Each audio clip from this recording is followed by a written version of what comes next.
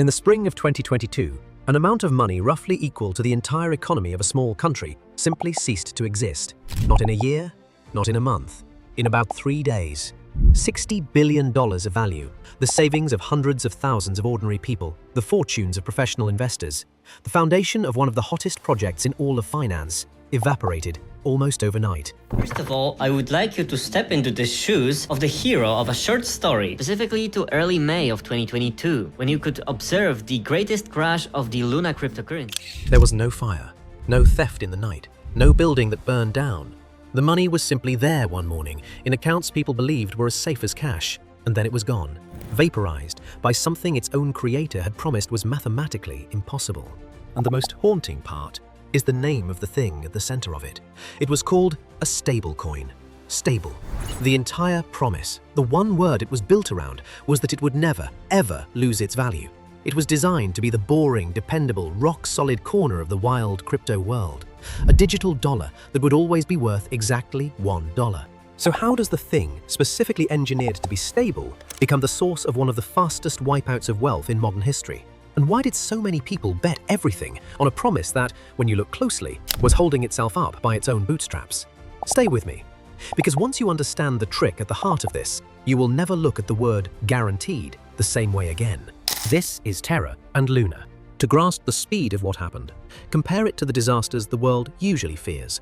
A great stock market crash can wipe out fortunes over weeks or months. A bank can take years to fail. Terra erased around $60 billion in about the time it takes to watch a long weekend go by.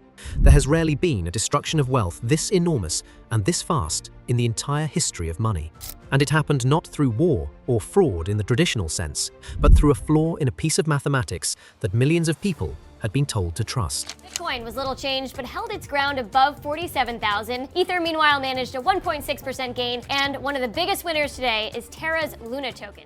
Here is the thing you have to understand before any of the money makes sense. This is not a story about cryptocurrency being volatile, although it is. It is a story about a machine designed to do the impossible, to create stability out of thin air, with no real money holding it up, and about the thousands of people who trusted that machine because it was paying them too well to ask how it worked. And it begins with a genuinely clever, genuinely dangerous idea.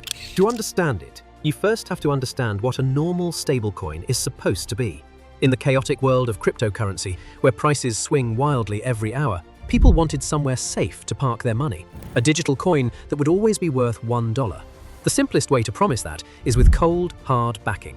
For every digital dollar you create, you keep a real dollar in a real bank account. If everyone wants their money back at once, the real dollars are sitting right there. Simple, boring, safe. But Terra did not do that. Terra's stablecoin, called UST, was something far more ambitious and far stranger. It was what's known as an algorithmic stablecoin. There was no big vault of real dollars backing it up. Instead, its value was supposed to be held steady by a clever piece of mathematical machinery involving a second, sister cryptocurrency called Luna. And this is where the story stops being about saving money and starts being about a magic trick. Here is how the trick worked, kept as simple as possible. UST and Luna were bound together by a rule. No matter what, the system would always let you trade one UST coin for exactly $1 worth of Luna, and the other way around. Pull back like this, and this modest feels a little bit natural, kind of like a pause after a big day of buying for investors. There's still a lot of really bullish sentiment in the market, as we know. That was the whole mechanism. If the price of UST ever dipped below $1, traders were encouraged to buy the cheap UST and swap it for a full dollar of Luna, pocketing the difference. That buying would, in theory, push UST's price back up to $1. The two coins would dance together, the maths holding the line, keeping UST perfectly stable forever. It was elegant, it was self-balancing, and it had a flaw hidden right at its core. A flaw that would not matter at all, right up until the moment it mattered more than anything. But before we get to the flaw, you have to understand why so many people poured in. Because a clever mechanism alone does not attract $60 billion. Something else did, and that something was one of the most seductive numbers in the history of money. It was called Anchor. Anchor was a savings platform built into the Terra system, and it made an offer that was almost impossible to resist. Deposit your UST stablecoins with Anchor and earn an interest rate of nearly 20%. A year. Stop and let that land. At the time, an ordinary bank savings account might pay you well under 1%. The safest investments in the world paid a tiny fraction of what Anchor was offering. And here was Anchor, promising 20% on a coin that was supposedly as safe and stable as a dollar bill. It sounded like the closest thing to free money that had ever existed. Safe as cash, but paying 20 times what anything else could. Money flooded in. Hundreds of thousands of people moved their savings into UST, lured by that incredible yield. The more people piled in, the bigger and more unstoppable Terra looked. Its founder, a young, brash, supremely confident entrepreneur named Do Kwon, became a superstar of the crypto world. He mocked his critics openly. He projected total certainty. He spoke of Terra as the future of money itself, and millions believed him. At its peak, the whole ecosystem was worth around $60 billion. So we felt that by adding multiple different types of collateral, starting with Bitcoin, UST had a real chance to become the decentralized money for all of crypto. Hold that number in your head. You'll need it in a minute. But here is the question almost nobody stopped to ask, drunk on that 20%. Where was the money to pay all that interest actually coming from? Because this is the crack in the foundation. A normal bank can pay you interest because it lends your money out and earns more than it pays you. But Anchor was paying out far, far more in interest than it was ever earning. The astonishing 20% was not coming from real sustainable profit. It was being paid out of a giant reserve, a pot of money that was steadily draining. In effect, the eye-watering yield that was attracting everyone was being subsidized, kept alive artificially to keep the whole thing growing. It was a stunning offer, with nothing underneath it but the assumption that new money would keep flowing in forever. And here is what makes it all the more tragic. People had warned about exactly this. Throughout Terra's rise, a chorus of analysts and skeptics had pointed at that 20% yield and at the algorithmic design and said plainly that it looked unsustainable. That a system paying out far more than it earned, propped up by a draining reserve, had the shape of something that could only end one way. Some used a far harsher word for it. But in the middle of a boom, with the number going up and everyone around you getting rich, warnings are easy to ignore. The doubters were dismissed as people who simply did not understand the new technology. The louder the success, the quieter the caution became.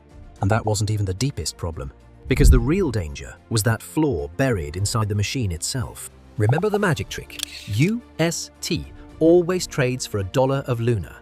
That system only works in one direction safely. If a few people want to cash out their UST, the system can mint a little Luna to cover them, no problem. But what happens if everyone tries to leave at once? What happens if confidence cracks and a flood of people all rush to swap their UST for Luna at the very same moment? Then the machine has to create Luna. Enormous, unthinkable amounts of new Luna to honor all those $1 promises. And as it floods the market with new Luna, the price of Luna collapses under its own weight. But here's the deadly part.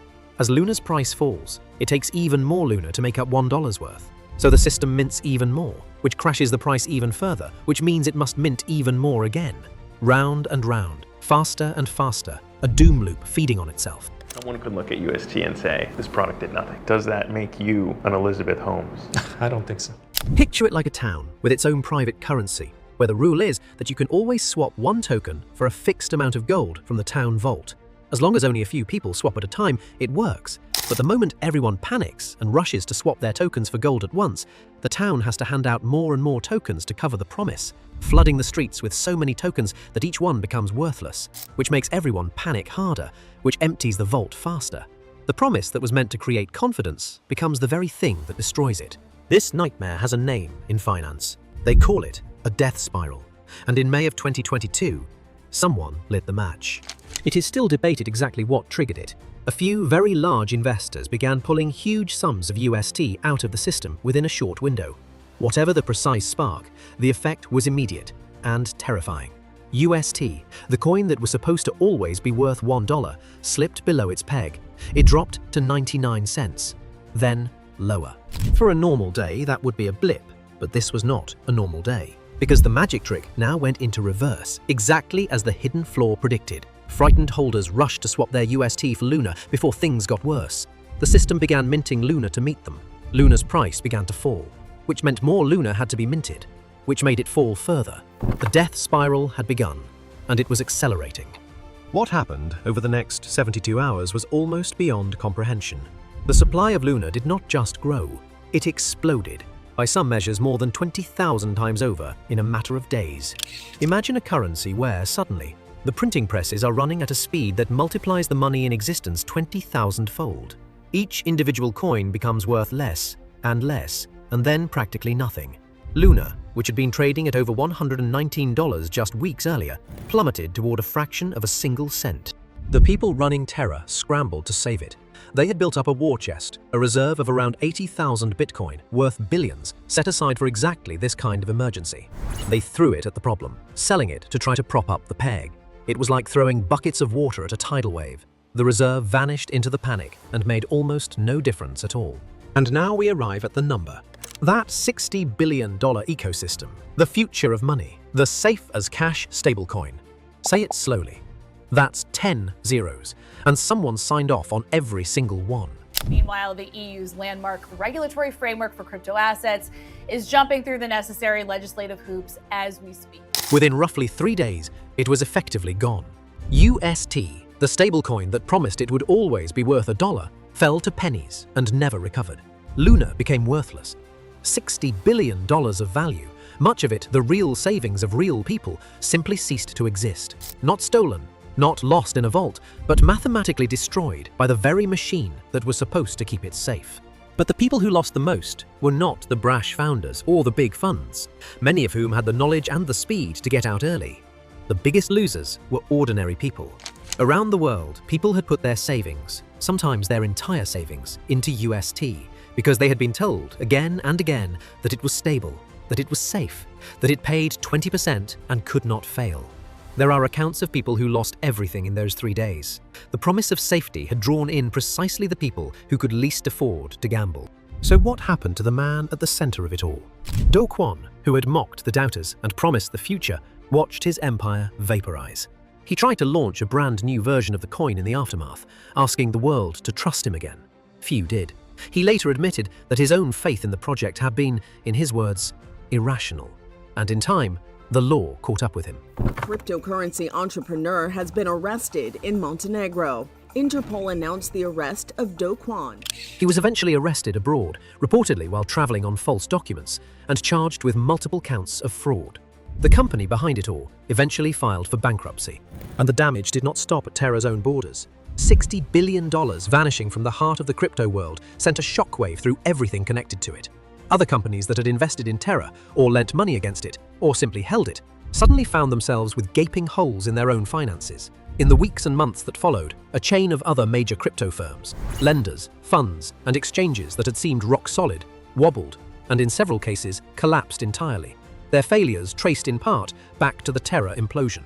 It was a domino effect. The single collapse of one supposedly stablecoin helped trigger one of the darkest periods the cryptocurrency industry had ever seen, erasing far more than just the original $60 billion before it was over. So how did this happen? How did $60 billion vanish in 72 hours? The answer is the oldest warning in all of finance, dressed up in brand new technology. If something offers you a return that seems too good to be true, it almost always is. Terra was not destroyed by bad luck or a freak accident. It was destroyed by a design that only ever worked as long as everyone believed in it and nobody asked for their money back at the same time. The stability was an illusion, held together by confidence, and confidence is the one thing that can vanish in an instant. The 20% yield that drew everyone in was not a reward. It was the bait on a trap that its own creators may not have fully understood they had built. Terra called itself stable. In the end, it was the single most unstable major experiment in the short, wild history of digital money. The lesson it left behind costs nothing to learn, though $60 billion was spent teaching it. When the maths behind a promise depends entirely on everyone staying calm forever, it is not a question of whether it breaks, it is only a question of when. No sides, no politics, just the receipts. Count the zeros.